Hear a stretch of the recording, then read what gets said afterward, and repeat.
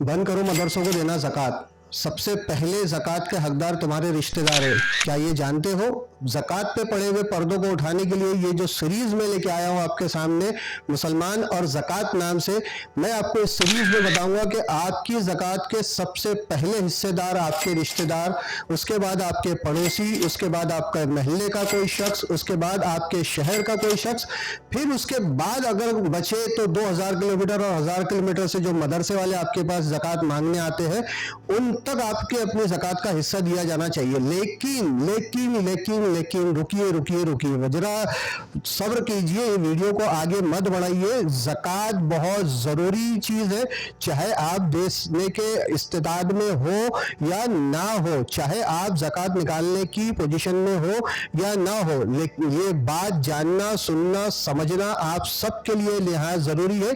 तो दोस्तों आइए, मेरा नाम शाकिर रज़ा खान है, मैं आप सबको अपने इस शो में इस्तकबाल कर रहा हूं और ज़कात और मुसलमान के टॉपिक पे अलग अलग वीडियोस में, अलग अलग सीरीज के जरिए से, अलग अलग वीडियो में एक एक टॉपिक को बहुत अच्छे तरीके से एलिब्रेट करके आपके सामने रखने की कोशिश कर रहा हूं।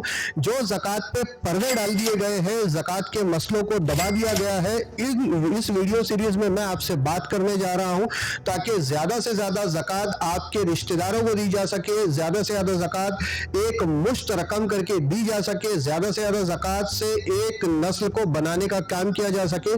दोस्तों सुनिए मेरी बात को, आप जानते हैं कि अल्लाह रब्बुल इज़्ज़त ने ज़कात का जो फरीज़ा हम सब पे आयत किया है, जो साहिब हैसियत है उन पे, वो क्यों है?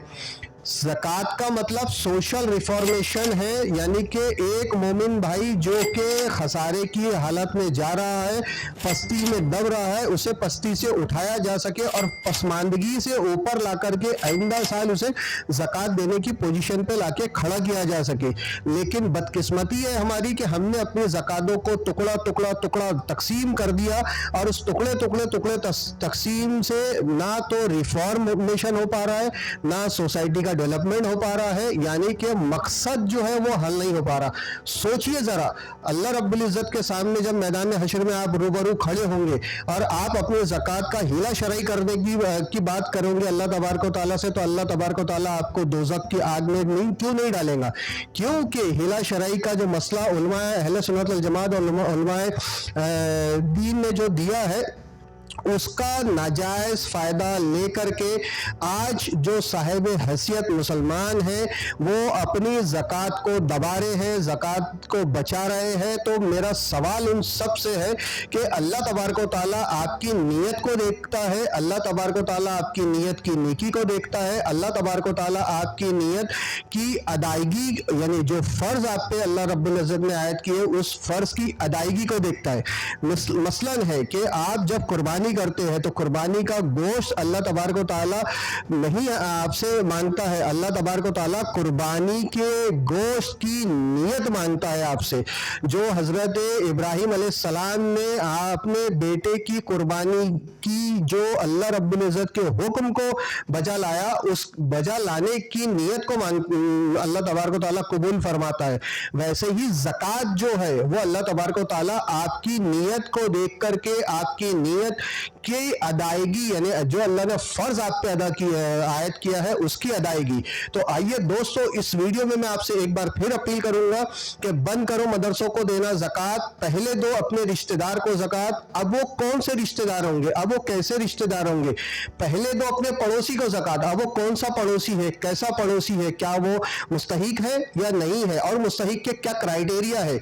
आपका रिश्तेदार मैदान हशर में अल्लाह तबारक व तआला के सामने रूबरू होगा तो ये कहेगा कि अल्लाह मैं है तो अपनी हालत से दबता जा रहा था, कर्जदारी के बोझ में दब रहा था, कारोबार के टूटने से दब रहा था, लेकिन मेरे एक अमीर रिश्तेदार ने मुझे ज़कात ना दे करके दोबारा से खड़े करने, दोबारा से स्टैंड करने, दोबारा से आगे बढ़ाने के लिए मदद नहीं की। क्या ये ज़रूरी है कि ज़कात मांगने वाला आपके दरवाजे आए? बिल्कुल भी नहीं। फ़र्ज़ की अदायगी है, ज़कात देने आपको उसके दरवाजे जाना है। आपका रिश्तेदार है, आपको पता होना चाहिए कि उसके घर में क्या बीमारी है, आपका رشتے دار ہے, آپ کو پتا ہونا چاہیے کہ اس کے کاروبار, تجارت یا نوکری میں کیا اس کی دشواریاں ہو رہی ہے. آپ کو پتا ہونا چاہیے کہ اس کو اس وقت میں کن کن مرحلوں میں مشکلات کا سامنا کرنا پڑ رہا ہے.